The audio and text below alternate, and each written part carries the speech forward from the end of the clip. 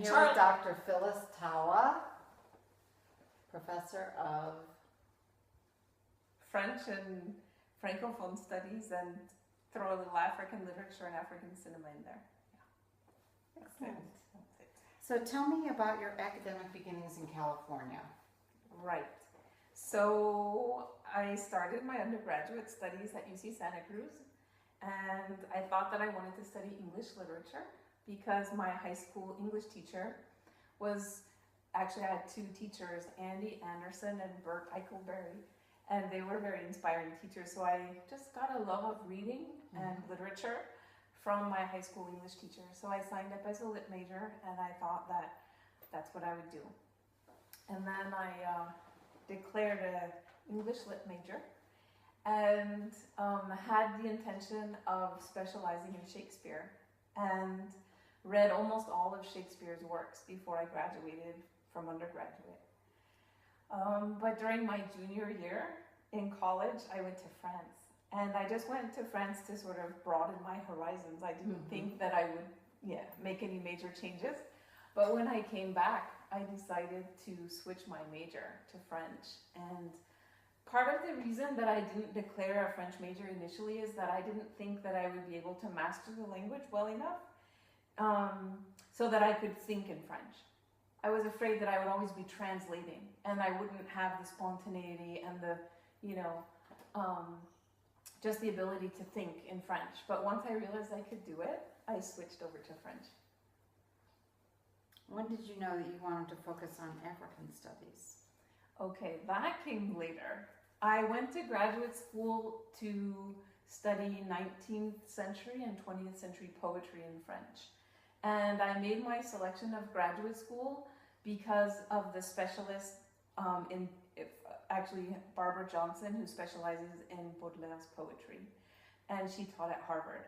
So among many other schools that I applied to, Princeton, Duke, Harvard, Cornell, different places, Berkeley, I also included Harvard because Barbara Johnson was there. So I got accepted and had an interview with her, and she said that she would direct my dissertation, but that she was moving to the English department, which was the exact opposite of what I had just done. And so I decided not to do a dissertation on 19th century poetry with a director outside the department. And during my first semester of graduate school, there was a visiting professor from the Congo, Antoine Chembembe. And I was walking down the hallway, and the classroom that he was teaching in had a door with a window in it, and I looked in, and I saw my colleagues in his classroom, and I was like, wow, what's going on in there? And so I asked my colleagues who were in his class, how's it going? And they're like, we're reading this really cool poetry. And it was Aimé Césaire. And so that's how I got interested in Africa, because he was from the Congo. And after his class, I just kept going with Francophone African studies. And now my interest is not only in French-speaking Africa, but outside of French-speaking Africa. And I wasn't the only convert. Nick Nesbitt and Pauline Smith, and I'm trying to think of who else was in there, but a couple of us got interested in Africa and in the Caribbean as a result. Yeah. Now I know also that there was an evolutionary process that went on to include colonialism. Yeah. Tell me a little bit more about that. Okay, so that's kind of even deeper into my childhood. So I was born in 1966 in Hawaii. And Hawaii became a state in the 1950s. It was like 7 years before I was born or something.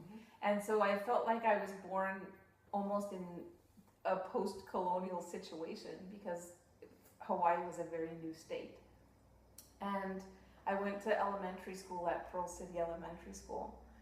And I just remember what it was like to be a young person in Hawaii during the Vietnam War. And there was so much racial tension between Asians and Americans, and being the daughter of a Navy sailor officer, I felt like, I don't know, I just became very sensitive to the idea of colonial occupation, to cultural differences. And I have to say that I kind of got a tropical imprint being in Hawaii, the palm trees and the sunsets and the mountains and just the beauty of the place. You know, it just really left an impression on me. When Baudelaire's parents wanted to get him away from the bohemian lifestyle, they sent him on a cruise around the world, and it just fueled his poetic inspiration because he discovered black women and beaches and palm trees. And in a way, I think that there's some kind of tropical imprint I got from my childhood, in addition to an awareness of racism. Because I'll never forget, I have this memory of my mom, and we pulled into the driveway at Cedar Drive in Manana Navy Quarters, and my mom was sitting on the left side and I was sitting on the right side. And as we pulled into the driveway, on my side, on the right side, the neighbors were in the front yard and they were Asian. And my mother said, "Slant-eyed chink." And I was just like, wow. You know, some part of me felt like my mom was just repeating what my dad had said, and that it wasn't her own racism, but it was like an ambient racism that she was repeating. And I thought, you know, these are brown people I go to school with. They're just like me. They're my friends. We played tetherball and dance around in the courtyard. So I just kind of, I don't know, the awareness of racial difference and how it affects human beings when they're just driving to their house or in the playground or relating to their parents. It just really sort of set inside me, you know. And being born in Hawaii made me feel connected to the place in a way that wasn't true for my sisters. Yeah, so yeah, that's When did you move to California? How old were you? I was 10. Yeah, in 1976. Okay. I'm trying to think of when the Vietnam War ended. I think it was 75-ish, right? Yes. Something like that. I was living in Hawaii, and so my dad got stationed in Coronado. He was on nuclear submarines in the Pacific Ocean. Yeah. So even before high school, you shared once, you were a very determined individual. Yeah. How has that determination shaped your life, personally and academically? Determination. Gosh. Okay, so one time I asked my mom, does it surprise you how my life turned out? And she's like, "Oh no, sweetie, you were always like that." And I said, "Well, what do you mean always like that?" And she said, "Well, when you were 2 years old, you would sit on the couch in the corner and cross your legs and just observe people." And so my mom felt like I was always very determined and observant as a young person, and that the way my life turned out was not a surprise. I don't think that I'm consciously aware of being determined. I think it's something that just sort of comes naturally to me, I guess. I don't know. Yeah. And then I guess there's also the fact that my life is very different from my parents' life. How so? Well, I'm the first one in my family to go to college. Neither one of my parents went to college. In fact, both of them dropped out of high school and joined the Navy and met in San Diego as young Navy people. And I just was very determined to have a different life. I wanted just, you know, different things than what my parents had growing up. And the person who influenced me was a friend from high school. Her mom was a professor, and I liked her house because she had a fireplace and leather furniture and lots of books around, and she traveled. And I thought, now that's better for me. Yeah. So I think my determination is kind of linked with trying to change my life and move into a different sphere than what I was raised in. Yeah. Whose writings have most deeply shaped your current views? Okay.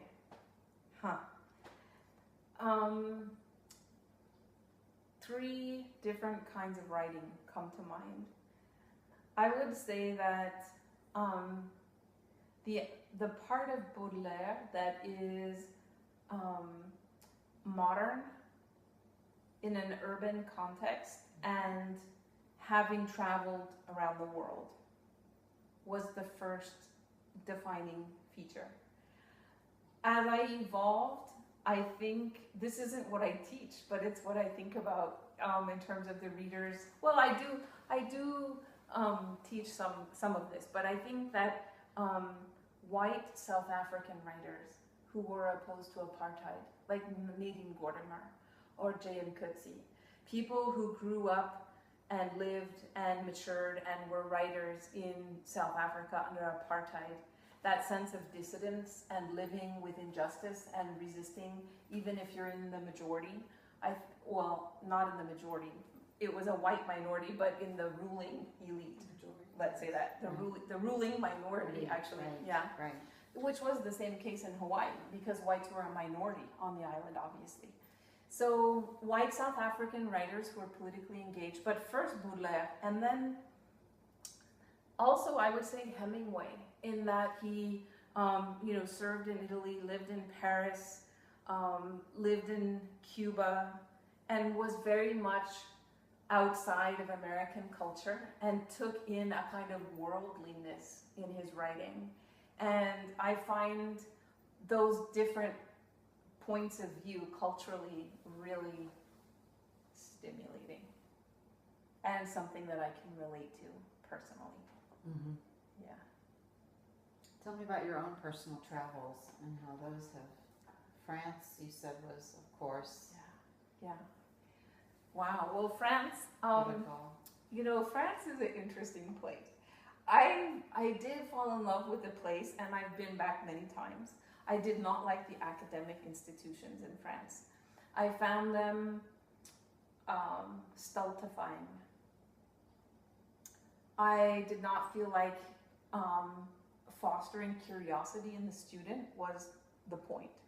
It was really a question of mastering facts in a way, and it's like flashcards or, I don't know, walking around with a ruler or something. I didn't love the university environment. When I was a student at the university in Montpellier, the sort of dorky kids sat up front, which was me, and the cool kids stood in the back of class smoking cigarettes and acting totally uninterested, and they were the ones who were popular. So I was not in the, just very strange rapport between students and professors in France, and that never evolved for me. But in terms of the writers and the intellectuals and the sense of debate and the variety politically, the fact that there was actually a really vigorous left-wing political movement, and, well, relatively speaking, and just there are lots of things about France that opened the door, and a lot of my friends speak French but are not French, and there are people who have left an impression on me who are French speaking but who are not French, but that came through traveling in France. Yeah. And then I traveled in Africa, of course. Mm-hmm. So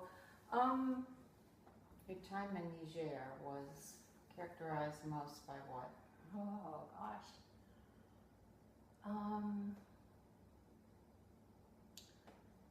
Really a sense of peacefulness, a kind of quiet serenity, a totally slower pace of life, a way of life that's so different from what we're used to in the West that it takes you outside of yourself. Mm-hmm. So that you really, you're sitting on the floor, you're not wearing shoes, you're eating food that's different. It takes you out of yourself. And I found the people in Niger to be very thoughtful and gracious and hugely courageous. The sense of enduring hardship and just, moving forward. Really progressive and courageous people.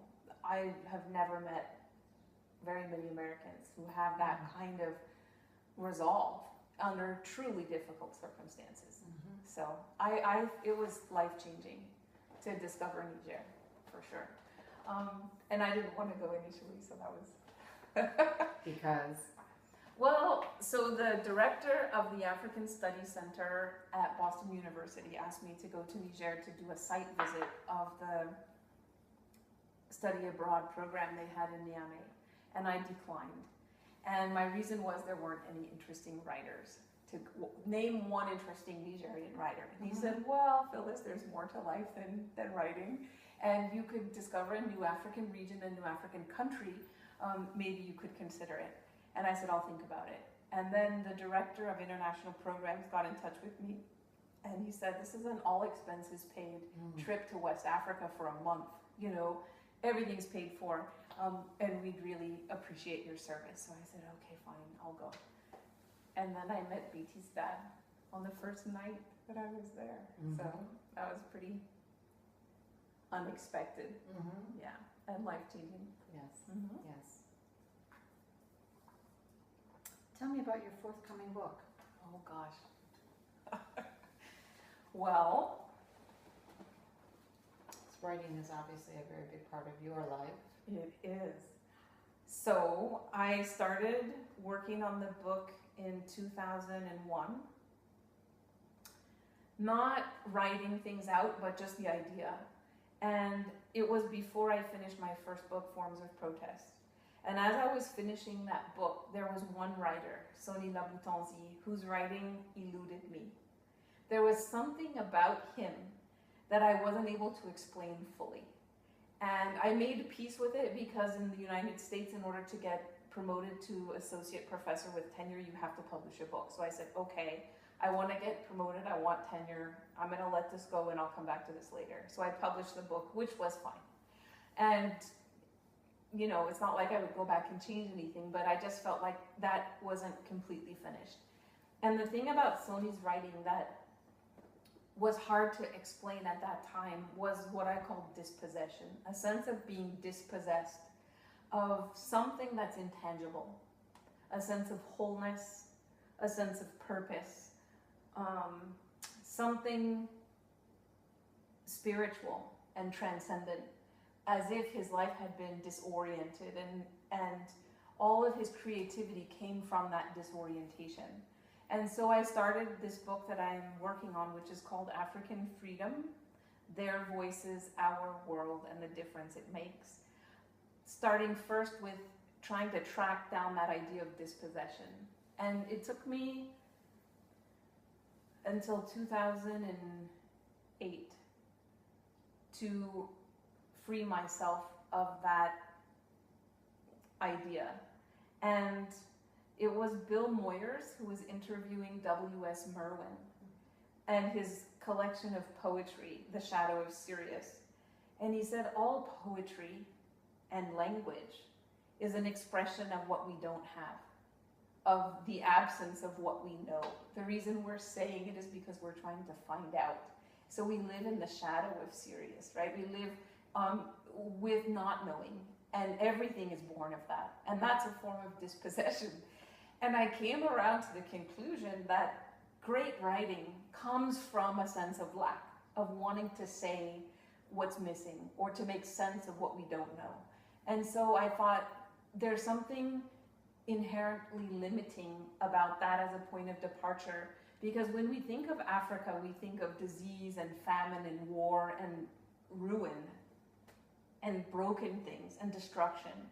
And I didn't want that longing to say something meaningful to be connected to broken, ruin, disease, that kind of thing. So I actually started reading for a paper that I gave at Harvard at the Humanities Center on an Algerian novelist, Assia Djebar. I think you read an article I wrote about her on freedom. And as I was researching freedom, I understood that a lot of great thinkers who've worked on freedom start with slavery, the unfreedom that stimulates the human mind to think about freedom, right? It's through unfreedom that you aspire to freedom. I think people who are born into privilege and, you know, comfort and in some cases luxury don't long for freedom. The people who are deprived of the basic human right to define one's life for oneself, those are the people who long for freedom. And so I started thinking of freedom as being connected to a sense of unfreedom and loss. And so once I decided to recalibrate my argument and think of it in terms of an ongoing struggle for meaningful freedom, that's when everything started working for me. And it's only been since 2009 that I've started working in that framework, basically. It took a long time. And I kept struggling with it and feeling like something was off, something wasn't right, and kept coming back to it. But eventually, and now I feel like it's what I have to say is on the page, and that's finally satisfying. Yeah. Excellent. Yeah. So. Compared with your first book, where has this book taken you in your own academic pursuits? Hugely different. Hugely different. My first book was very academic. It was my doctoral dissertation turned into a book. Lots of footnotes, lots of archival scholarship, very historical in the argumentation, kind of classic scholarship that you would expect from a professor. It was sort of proving my credentials as a scholar. And I didn't, actually it never occurred to me to take chances outside of that framework. I was young and starting out, and it made sense to me at that time. I still feel like there's a lot of me in that book, but it's a younger, just starting out version of me. And after I got tenure and I had the luxury of writing a book that suited me, I really wanted to write in a new way that's more expressive of my whole person. So each chapter starts with an autobiographical anecdote about traveling in Africa, and they're all different. So chapter 1, I talk about traveling to the Congo and going into Sonny Laboutanzi's house and discovering his altar. Chapter 2. Let's back up for a moment. Okay. Discovering his altar, what impact did that have on you? Oh my gosh, huge. I had no idea. Here's a writer who's internationally famous for his novels, and a friend of his, Nicolas Martin Grenelle, who's also since become a friend of mine, took me to his house, and he really insisted that I go. I had a flight that day. I was on my way to the airport. He's like, you must come. So I went over there, and I went inside his house, and there was a table with a kneeler that Catholic people kneel on to pray. There were candles on the altar, and then there were a bunch of photographs hung over the altar, and he would pray there. And he had just died a year ago. So some of the candles were still, you could almost smell the smell of burning candles in that room. His presence was not far away. And on the wall was Nelson Mandela, Patrice Lumumba, many, I'm trying to think of the other martyrs from the Congo, who had died fighting for a meaningful kind of decolonization. And unfortunately, he prayed for the arrival and power of his ethnic group, because they had been marginalized in the time since decolonization in the 60s until he died in 1995. So, 30 some years of dictatorship with his group being marginalized, and he felt like the only way to fix the situation was to pray for the arrival and power of his own people. And that's how ethnic rivalry, unfortunately divides people. And I took a picture of the altar, and I identified all of the people on the wall, and I wrote an article about it. Yeah, so it was a real eye-opening experience, to say the least. Oh, I imagine. Yeah, and so I talk about other trips to Africa when I open the chapters in my book. But I would say the most, in addition to trying to recalibrate my argument away from the idea of loss and ruin and dispossession, to the ongoing struggle for freedom, which is just a more sort of an affirmation of progressive hope. I also wanted to reach a wider audience. find it interesting. I actually could not sustain my writing, thinking that I would only communicate with my colleagues. It was not enough for me. It bored me.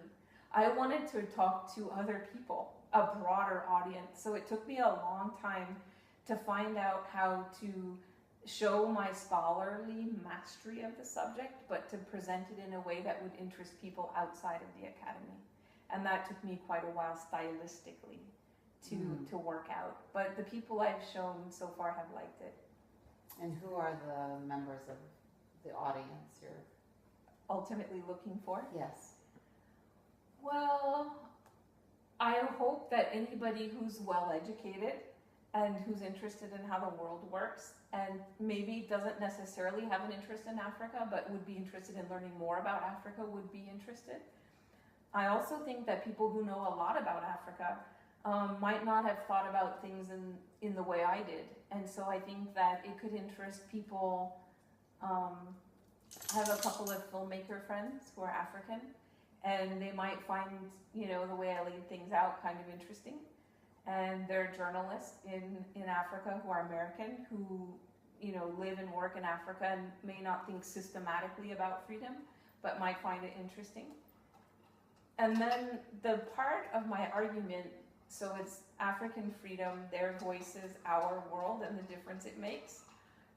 Anyone who thinks that knowing about other ways of life and other points of view is enriching for themselves in the world that we live in, increasingly interconnected, would think, wow, this is the African point of view on, or one of many African points of view on, a range of issues, might find it stimulating to think about a different point of view. Yeah. Back to Coetzee for a moment. In the life and times of Michael Kay, he wrote of a black man, so a white man writing about a black man's experience of being enslaved and then in a labor camp and on a spiritual journey. Yeah. How do you imagine that as being possible, writing from that place, from the ruling minority to one who has been? I think that it's much more difficult than people think. Thank you and good night.